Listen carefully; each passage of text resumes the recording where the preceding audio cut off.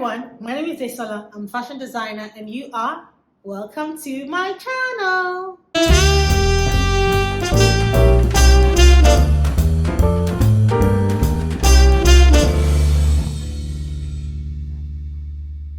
Welcome to my channel. Welcome to Daisy's Wardrobe. If you're new here, welcome.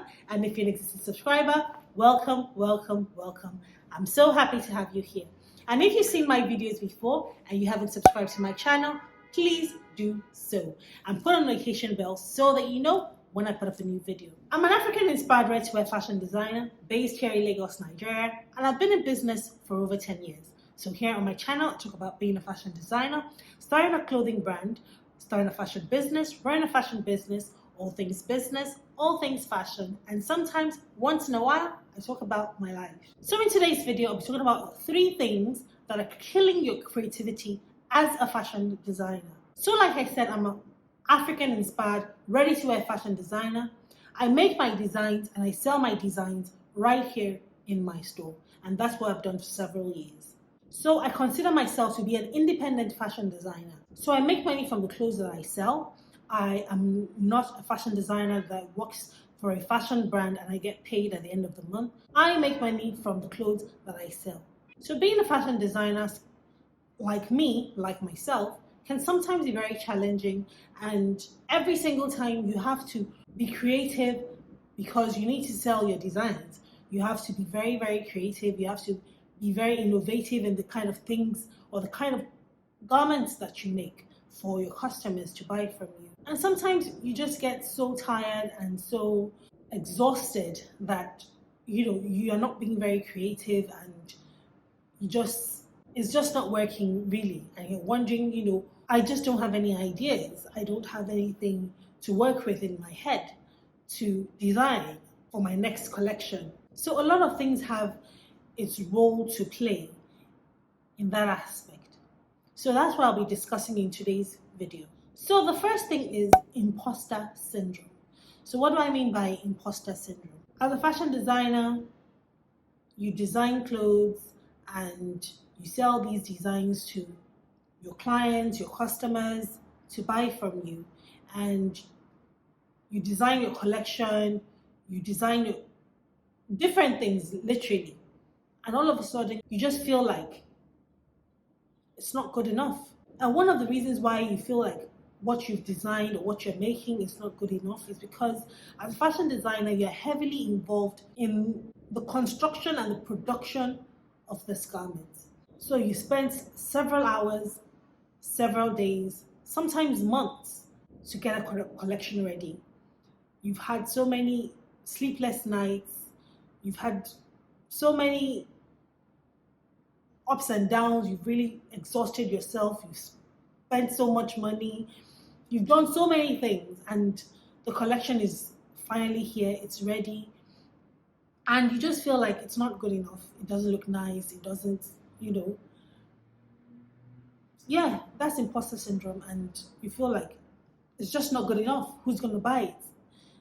You start finding faults in what you've designed. To be honest with you, it's not as if there's anything wrong with it. It's just because you've allowed your imposter syndrome to take over. So you may find that maybe someone buys from your collection and they're like, oh wow, this is so beautiful, this is so nice, this is amazing, this is this. And then you kind of step back and oh really? Oh, okay. That's because you've been so involved in making it that you don't even see the beauty anymore. But at the end of the day, you have to remember that in my case, I run a business. I need to make money to continue to run the business. So it's a business. But the thing is, you have to try and get over your imposter syndrome, because if you don't get over it, it's going to affect your creativity. When you're producing nice things, you will not be able to appreciate what you have produced. So sometimes you need to get out of your head and try and appreciate what you have done, appreciate your hard work, appreciate your efforts a lot more. Another thing that's killing your creativity as a fashion designer is comparison. So nowadays you find, Everything is literally on social media. You find so many people online going through people's pages and things like that. And the fashion industry is heavily, heavily, heavily competitive.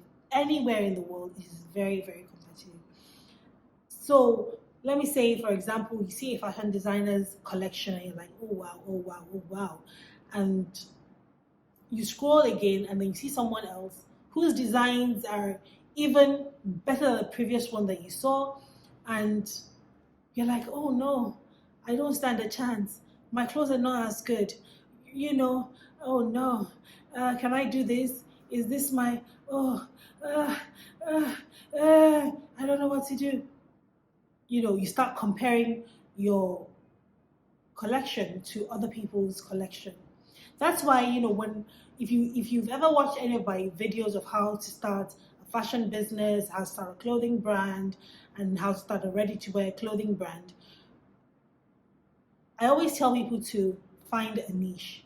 So as a fashion designer, you need to find a niche, find what it is that you are good at, that you enjoy doing, because in that way you'll be able to stand more confidently in what you know and what you are doing, as to if you're just floating and doing different things.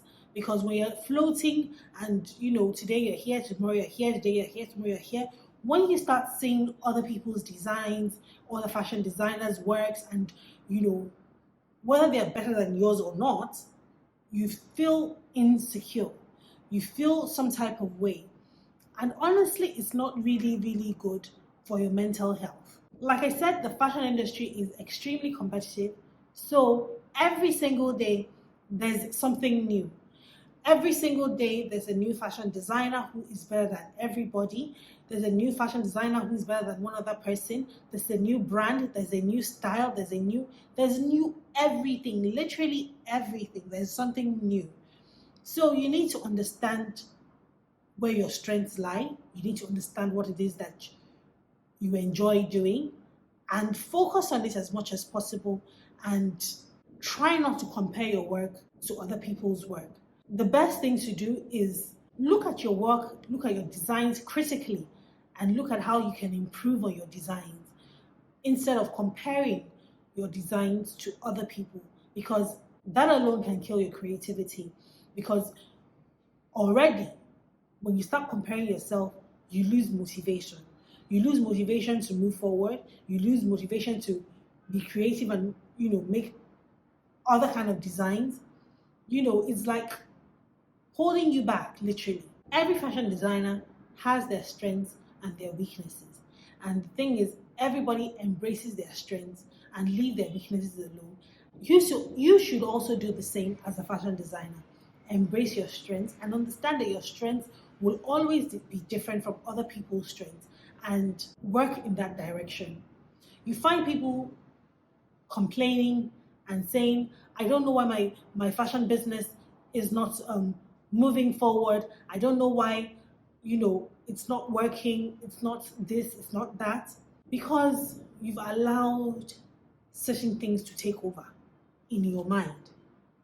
You've allowed certain things to take over. You need to rise above and move forward instead of comparing your work to other people's work. And lastly, the third thing that is killing your creativity as a fashion designer is competition. So like I said just now, is the fashion industry is very competitive. It has been competitive and it will always be competitive. You can never stop it from being competitive. It is the way it is. And you have to choose and make up your mind to compete in the line of your strength, in the line of whatever it is you have decided to design. Because if you choose not to compete, you'll just find that one day you are out of business, or you are just there, not necessarily relevant.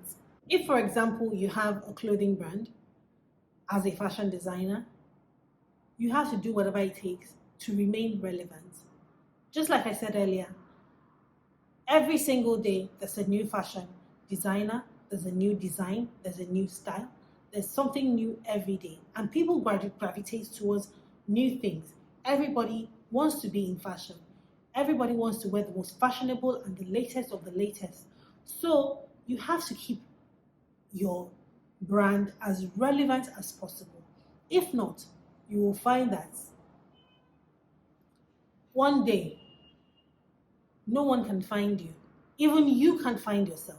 Some fashion designers have chosen not to stay in touch with what is going on. Some have chosen not to be in the know of what is happening.